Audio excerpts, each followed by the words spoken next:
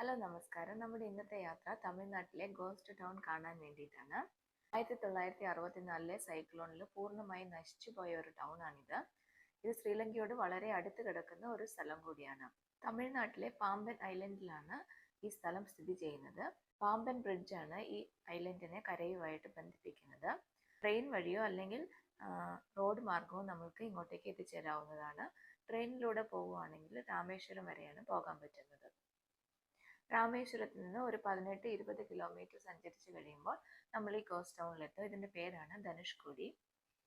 ഇവിടെ വരുന്നവരിൽ ഭൂരിഭാഗം ആൾക്കാരും രാമേശ്വരത്തിൽ തീർത്ഥാടനത്തിനായിട്ട് വരുന്നവരാണ്. ഞങ്ങൾ ഇങ്ങോട്ടേക്ക് പുറപ്പെടുമ്പോൾ ഞങ്ങൾക്ക് 2 കാര്യങ്ങളെ കാണണമെന്ന് ആഗ്രഹമുള്ളൂ. ഒന്ന് ധനുഷ്കോടിയും പിന്നെ ഒന്ന് പാമ്പൻ ബ്രിഡ്ജും.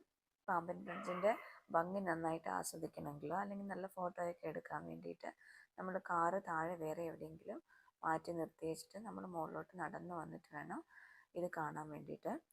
പക്ഷെ നല്ല തിരക്കായതുകൊണ്ട് ഞങ്ങൾ വേറെ എവിടെയും വണ്ടി നിർത്തിയൊന്നുമില്ല. 2 സൈഡും കടലും നടുക്കൂടെ റോഡും.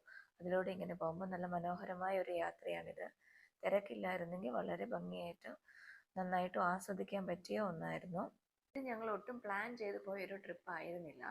ഒരു ക്രിസ്മസ് വെക്കേഷന് തൂത്തുക്കുടിക്ക് പോയപ്പോൾ ഞങ്ങൾ മധുരയിൽ നിന്ന് ഇങ്ങോട്ടേക്ക് പോകുന്നതായിരുന്നു. ഞങ്ങളൊരു ഉച്ചയാകാറായപ്പോഴാണ് ഞങ്ങളിവിടെ എത്തിയത്, രാമേശ്വരത്ത് എത്തിയത്. രാമേശ്വരത്ത് നിന്ന് ധനുഷ്കോടിയിലേക്കുള്ള യാത്ര കുറച്ച് ബുദ്ധിമുട്ടായിരുന്നു. ഒത്തിരി മണിക്കൂറുകൾ ട്രാഫിക് ബ്ലോക്കിൽ പെട്ട് കിടക്കേണ്ടി വന്നു. കിട്ടിയ ഒരു സ്ഥലത്ത് വണ്ടി പാർക്ക് ചെയ്തിട്ട് ബാക്കി സ്ഥലങ്ങളൊക്കെ കാണാൻ വേണ്ടിയിട്ട് ഒത്തിരി ദൂരം നടക്കേണ്ടിയും വന്നു. അതുകൊണ്ട് രാമേശ്വരം വരുന്നുണ്ടെങ്കിൽ എപ്പോഴും നന്നായിട്ട് പ്ലാൻ ചെയ്തിട്ട് വേണം വരാൻ.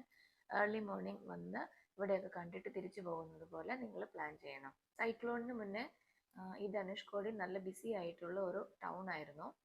റെയിൽവേ സ്റ്റേഷനും പോസ്റ്റ് ഓഫീസും ചർച്ചസും ടെമ്പിളും അങ്ങനെ എല്ലാം ഉള്ള ഒരു ബിസി ആയിട്ടുള്ള ധാരാളം ആളുകൾ താമസിക്കുന്ന ഒരു സ്ഥലമായിരുന്നു. അങ്ങനെ ഒറ്റ രാത്രി കൊണ്ട് ഇത് സൈക്ലോണിൽ നശിച്ചുപോയി, കടലിൻ്റെ അടിയിലായിപ്പോയി. 40 വർഷം കഴിഞ്ഞ് കടൽ ഉൾമെലിഞ്ഞ് ഈ ടൗണിൻ്റെ അവശിഷ്ടങ്ങളൊക്കെ പുറത്ത് കാണാൻ പറ്റി. അങ്ങനെയാണ് ഇപ്പോഴത്തെ ഒരവസ്ഥയിൽ നമ്മൾക്കിത് കാണാൻ പറ്റുന്നത്. ഇത് തമിഴ്നാട് ഗവൺമെൻറ് താമസിക്കാൻ യോഗ്യമല്ലാത്ത ഒരു സ്ഥലമാണെന്ന് പ്രഖ്യാപിച്ചതാണ്. എന്നാലും ഇവിടെ കുറച്ച് ഫിഷർമെൻ ഫാമിലിയൊക്കെ ഇപ്പോൾ താമസിക്കുന്നുണ്ട്. നമ്മൾ ഇതിലൂടെയൊക്കെ ഇങ്ങനെ നടക്കുമ്പോൾ നമുക്ക് പെട്ടെന്ന് ആ ഒരു കാലവും അവിടുത്തെ മനുഷ്യന്മാരെയൊക്കെ നമ്മൾ ഓർക്കും.